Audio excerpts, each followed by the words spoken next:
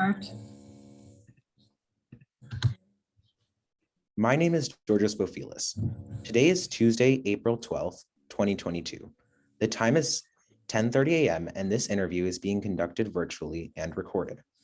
I am interviewing Lawrence Larry Graham, who was born on March 9th, 1927 in Oxford, Wisconsin, and served in the Korean War between February 2nd, 1951 to January 9th, 1953.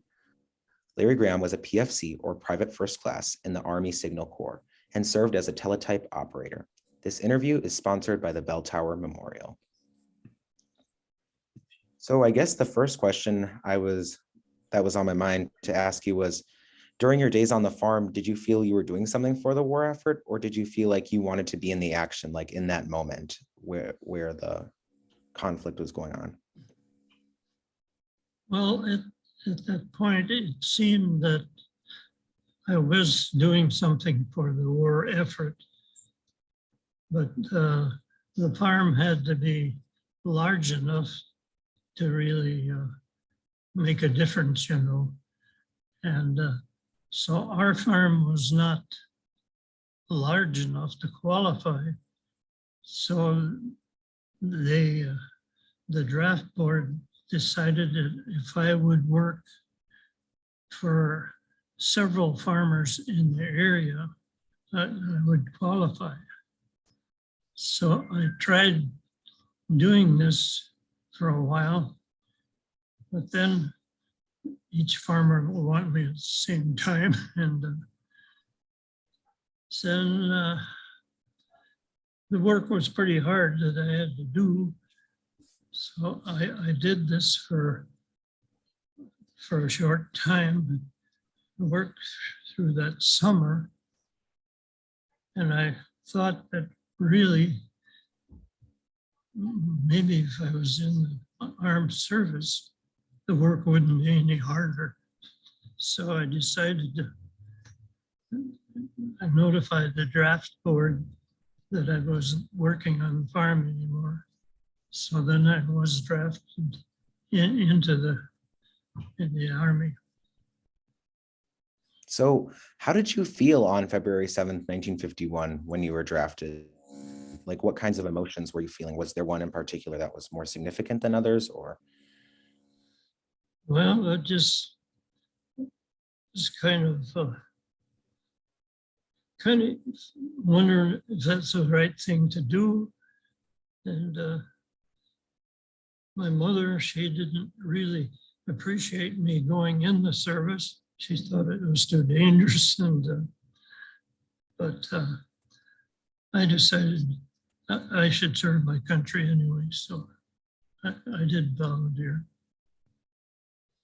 So what in particular was your mom afraid of? Obviously, there are significant dangers with going to war, but and how did you respond to that? Did that affect you emotionally in some way, or? Well, I felt that everybody should do their duty, and whether it would be that dangerous, it would depend on where it was sent and so forth. So When we had previously talked, you had discussed that you were looking forward to being drafted. What was the reason for that? Was being in the military something you had wanted to do your whole life, or was it just something you felt like was a call to duty? well, it was in the news about fellows my age being drafted. They didn't feel like I really wanted to be in the service, but I thought, well, I really should do my duty, so I might as well go in and be done with it. So my next question is, what adjustment to basic training after living on a farm, what was that like? Was it what one would call a night and day difference?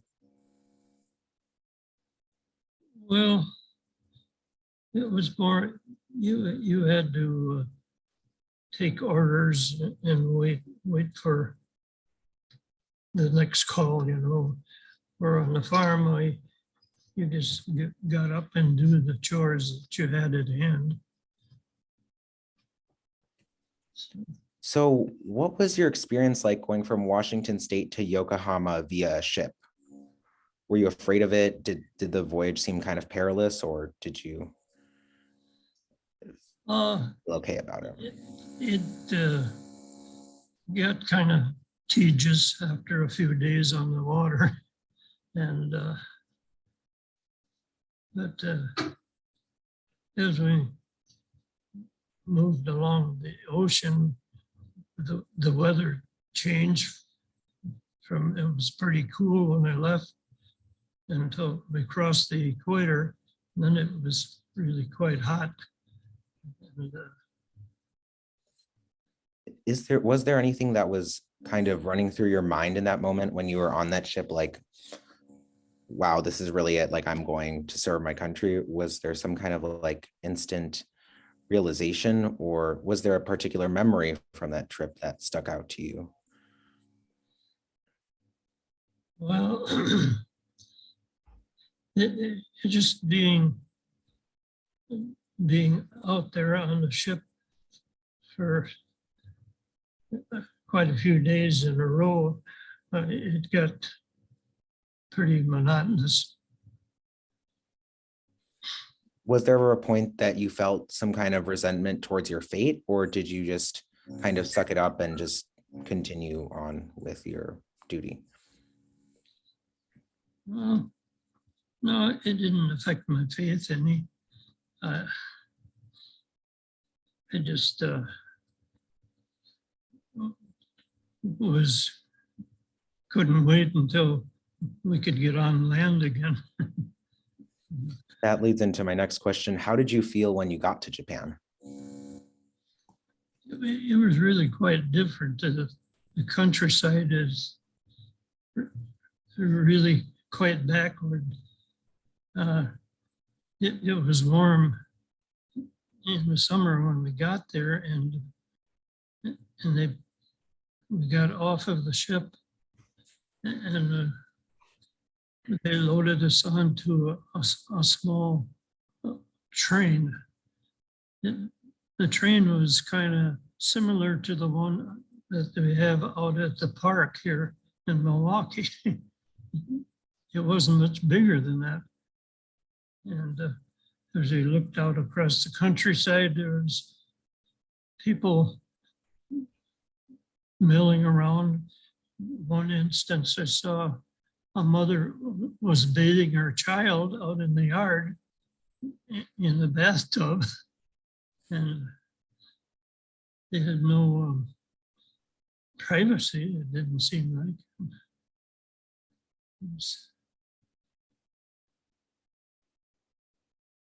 So what did you think about these cultural differences between Japan and the United States? Were there any thoughts that went through your head like, oh, this is really different? Or did you learn to appreciate that difference in culture? Was it kind of refreshing in a sense, or was it more so confusing? It was a little unbelievable to see people that were that backward, you know.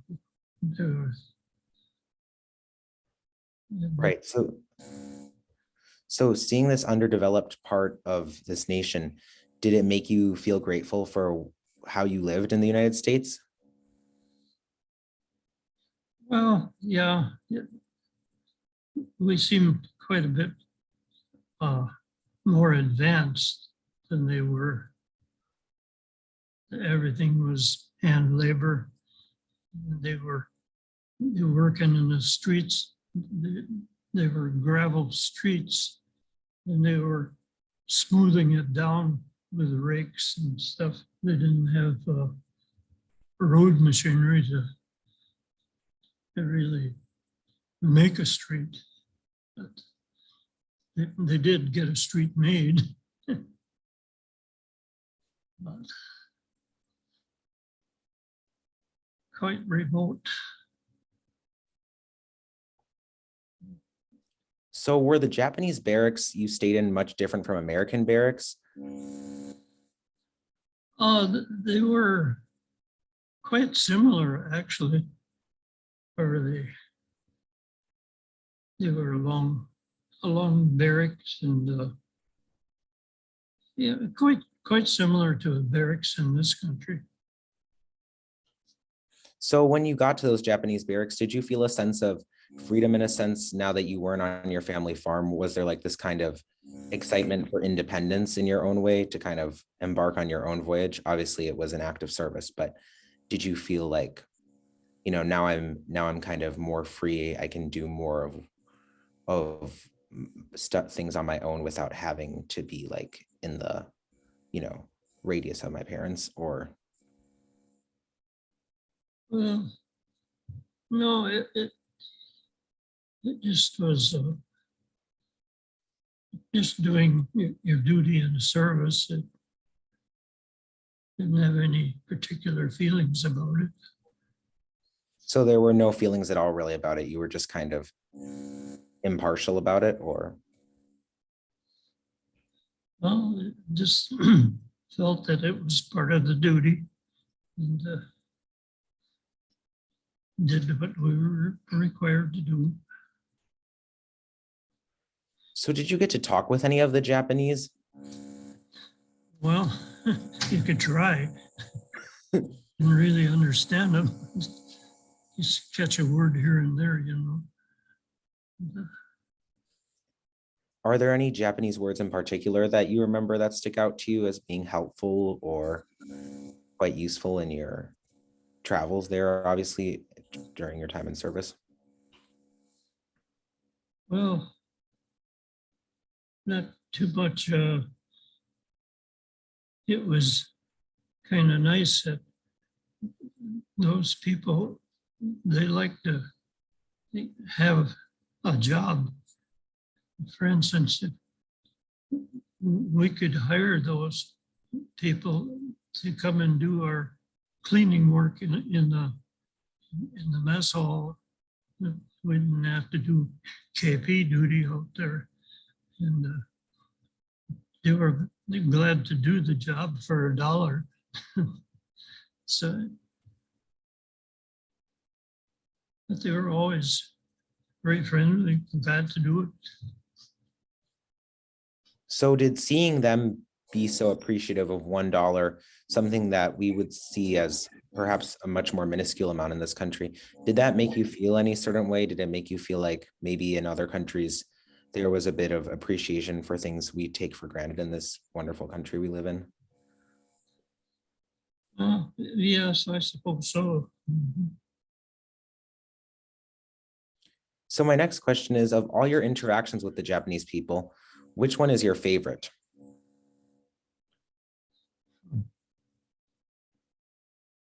Gee, I don't know. So my next question is, did you feel connected to what was happening in Korea, even though you were doing office work in Japan? Well, yeah, you sort of felt connected because we were working in the communication center and we would send messages to various places there in the country. So I remember in our previous conversation, you had talked about being sent up to a tower with a gun, but it wasn't loaded. So did you ever feel a sense of insecurity or danger when you were on watch duty in any sort of way? It made me wonder at times, yes.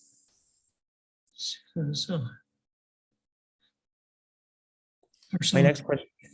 we weren't allowed to carry any ammunition. They wondered what good it was other than just our presence, to scare anybody off. So why weren't you allowed to carry any ammunition? Was there a particular reason for that? I don't really know why they.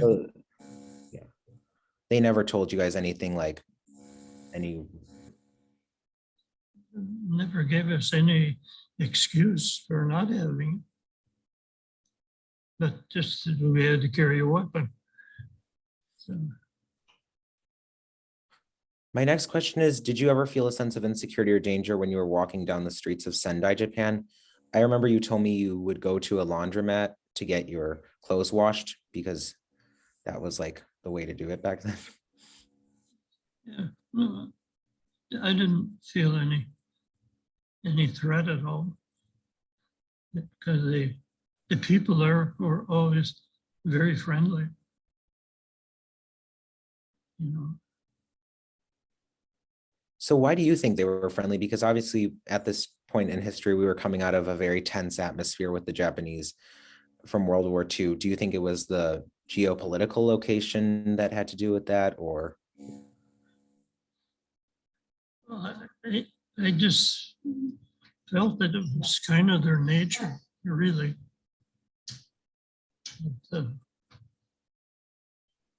They seemed to always want to please a person, you know. So,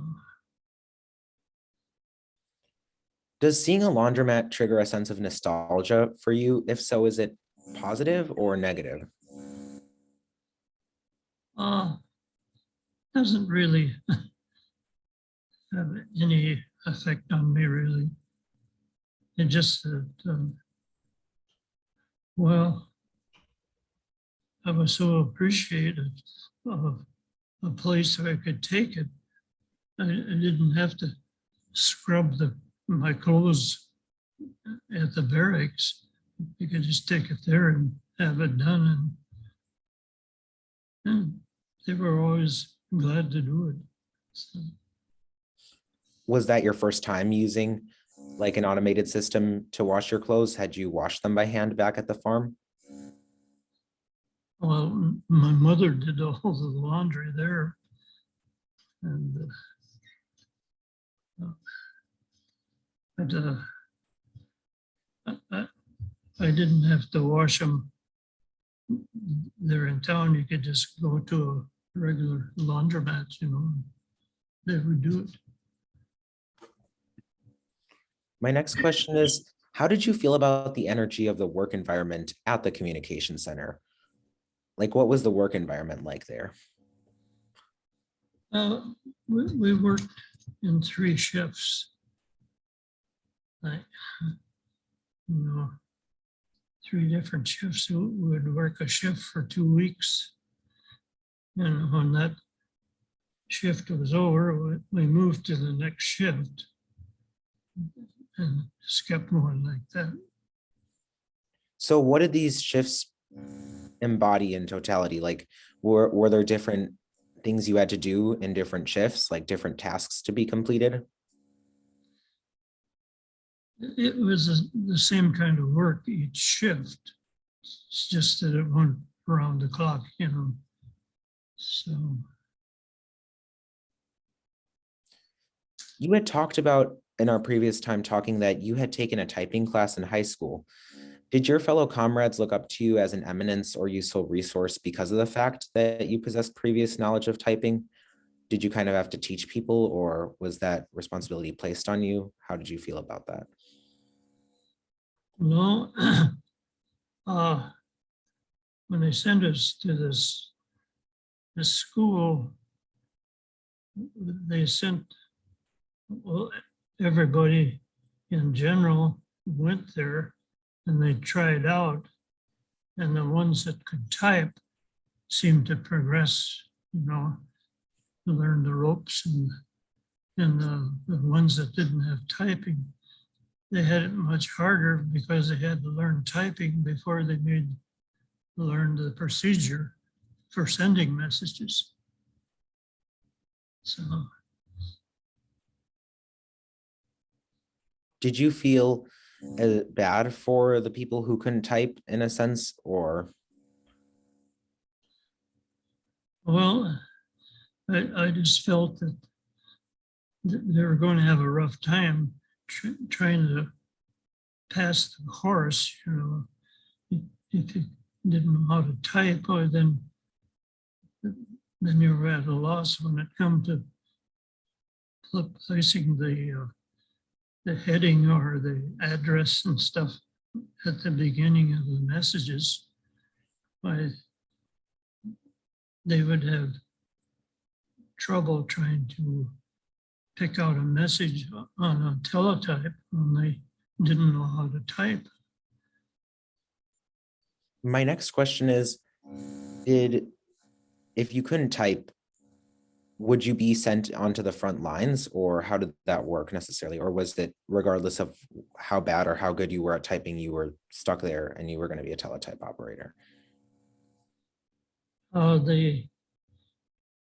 If you washed out in that course, you possibly could be sent to a pole climber school where people had to set up the poles, put up telephone lines. They had to have a line to operate these teletypes. And these poles would be set up out to the front lines. And I didn't feel I wanted to be a pole climber. You get up on a pole, string and wire, and get shot at, it's not so much fun. So I was glad I could work on the teletype. So was that something you were afraid of that would happen to you, or were you confident in your abilities that you were good enough that they wouldn't have to place you in that type of duty? No, I was tried out with the typing, but then I passed on to the next phase. So I felt more confident than I would stay in that. So what was the next phase after passing the typing? Well, then we did that for 8 weeks. And then out of that school, then I was sent, I was moved out to the state of Washington. Over there, I went on to a ship for overseas. So I remember we had previously talked about how you were typing out attack plans, which leads to my next question. Did you feel a sense of importance as you were typing out attack plans that would be vital to the war effort? Well, didn't think much about it, just that I was doing my job. And, So did you directly see those attack plans be implied in the war? no. Oh, I never, well, they sent messages on these teletypes. They came on a tape that came through the teletype, and on the tape, they had a printed message right on the tape. But I didn't pay any particular attention to it. To start with, they had the tape, they had holes punched in the tape for each letter of the alphabet. And they kind of wanted us to learn what those holes stood for, but a lot of us, well, we got some of it, but we didn't have to depend on it after they started printing on the tape. Did you feel like it was tough work? Were you exhausted after doing your shift, or did you? No, just a regular, put in a regular shift.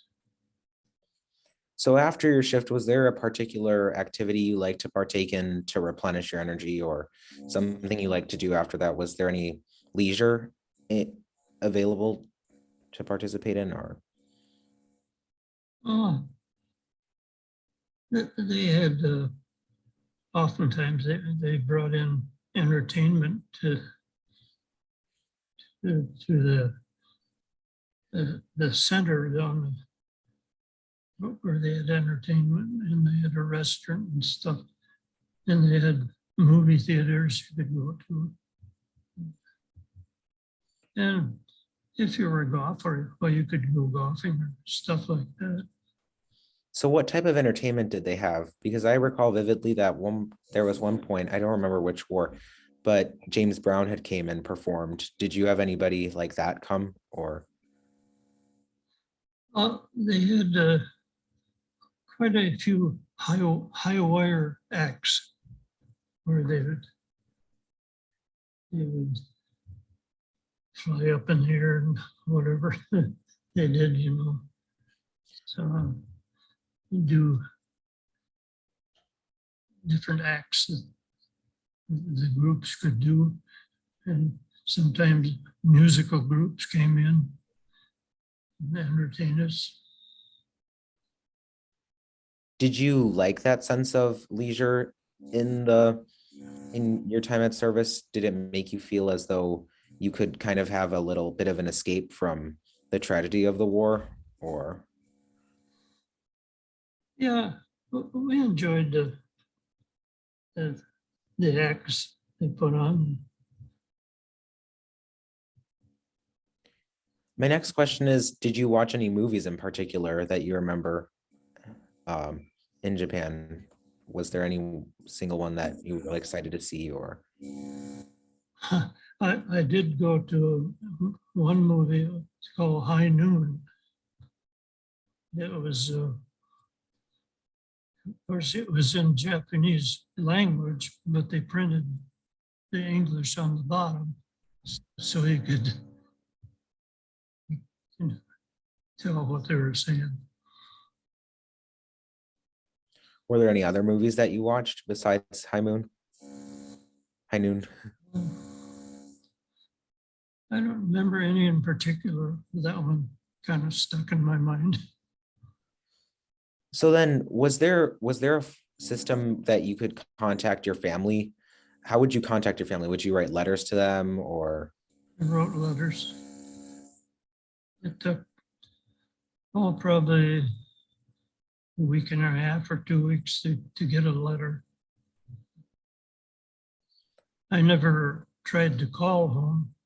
Some fellows did call, but it would cost them $40 a minute to call. So I didn't feel I could afford that. It would cost them $40 or $4? $40. Oh, wow. It was expensive. Was it just because of the international fee, because you were halfway like the world, or? I guess that was just the going fee. So I didn't try to do that. Would you anticipate these letters, and what would, if you don't mind me asking, obviously as much as you'd like to share, but what would you write about to your family, or? I just tell her what they had us, if we were doing exercises or whatever. And sometimes if I would take off and go for a little sightseeing tour and tell about that, what I saw. So. In your time sightseeing, what were some cool sights that you saw? There was one place along the ocean front where it's called Matsushima. It was a tourist area. It's kind of built up like the Dells, you know. And my buddy and I used to get on the train and ride up there once in a while and go through that.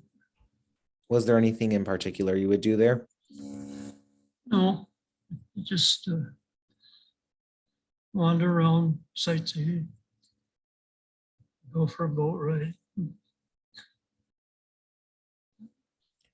Did you feel like you were in a serious work environment, or did you feel like you could also enjoy yourself a bit?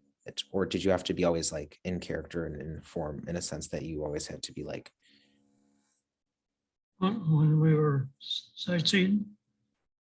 No, just like when you were working and stuff, was it like a very strict environment like we often, like when we think of like serving in the army, we think of like this kind of drill sergeant sort of archetype. Was it like that, or is that a complete inaccuracy? Well, once we were working regular shifts, it just kind of seemed like regular work. Didn't feel like I was being forced to do anything. Was there ever a point where you kind of questioned and thought, when will I get back home? Well, it when you think ahead about how long it's going to take, it seemed rather endless, but then you forgot about it and kept on going. So what did you do to kind of kill that feeling of endlessness? Then, sometimes you could go down to the comm center or they had a restaurant down there. You could go and get snacks or go to a movie. So what was it like when your service ended? Like when they sent you back, or how did that work necessarily? Were you sent back, or?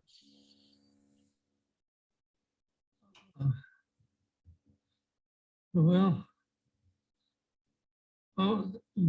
their time was about up. They sent the ones that were due to go back. They put us on a train, sent us back down to Tokyo, and we waited for clearance, put us on an airplane, and then they send us back to Honolulu. So that year I had 2 Christmases. Well, what was it like coming back to the farm after the war? Well, like the same old, same old.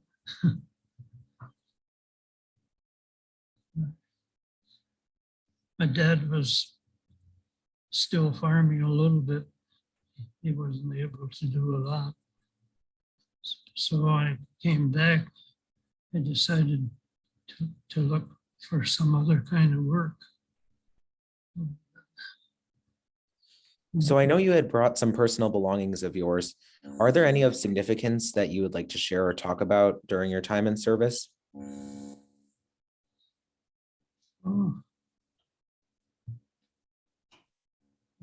I don't know.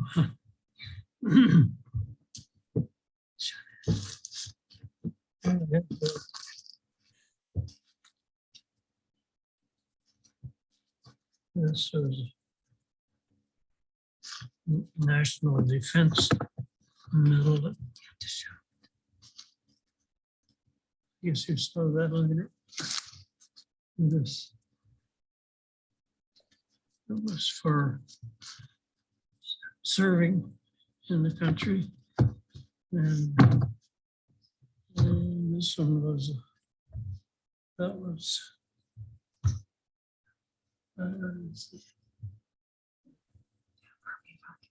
This, yeah, this was the medal.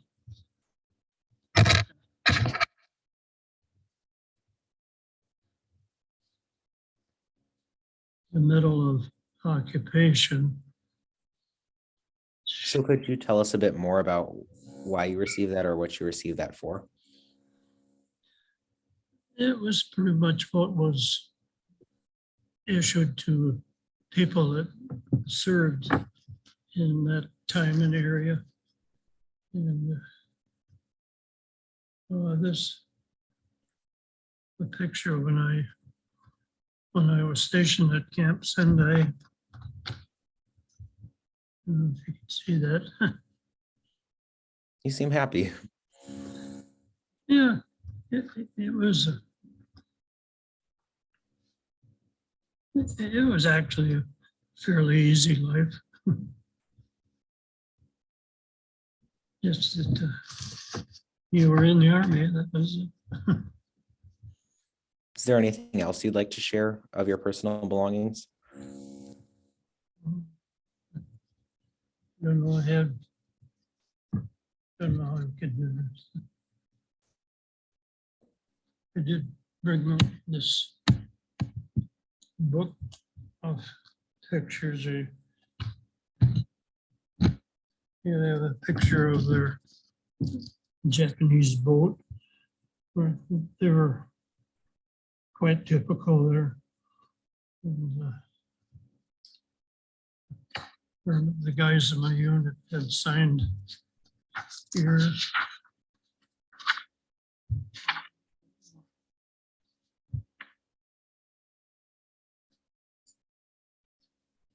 And I see a sign in front of our teletype building.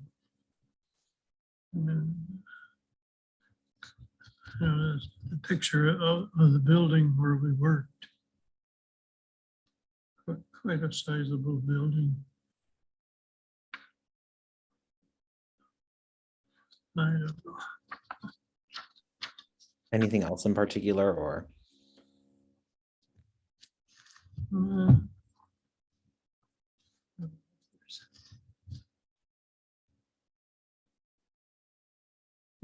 Somebody's.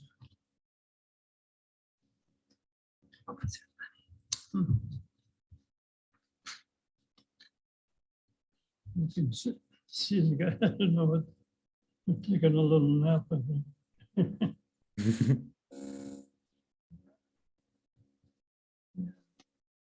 That's really interesting. It's cool that you have those personal artifacts that are a significant part of history, and they give us a visualization of it, which is really cool. Yeah. So my next question is, if you could give a piece of advice to people looking to serve in the military, what would it be? Well, you might as well take advantage of everything that you can that they offer. See, it may be of value to you later on when you get out. So, How do you think your life would have been different if you hadn't served in the military? Just throwing a hypothetical out there, like if you hadn't, what do you think? How do you think your life would have been different? I suspect maybe it would have been quite similar to what I did. My cousin had a job working for Greyhound, and he kind of coaxed me into joining up with them. So I did do that for 32 years. So,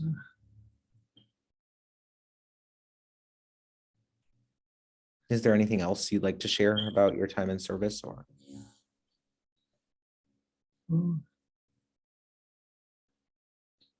Can't think of anything. I guess my other question was, do you feel a connection to the military community in today's day and age when you see these young people going out and serving our country the same way you did? Is there anything that runs through your mind in particular? Well, just when they're going into service, why they all the stuff they got to go through in basic training. But as far as doing the duties that we did in those days, I think it's really a lot different. Everything is computerized now. So I think it really must be quite different. That wraps it up for me. Anything for you, or that you'd like to share? Or I don't know if I've had much of anything in interest for you. I put in my time and I served my country. I guess it probably was time well spent. Okay. Thank you. In closing, this has been an interview of Larry Graham regarding his service during the Korean War. My name is Georgios Bofilis. The time is 11:17 a.m. Thank you for agreeing to this interview, and most importantly, thank you for your service. Well, you're welcome.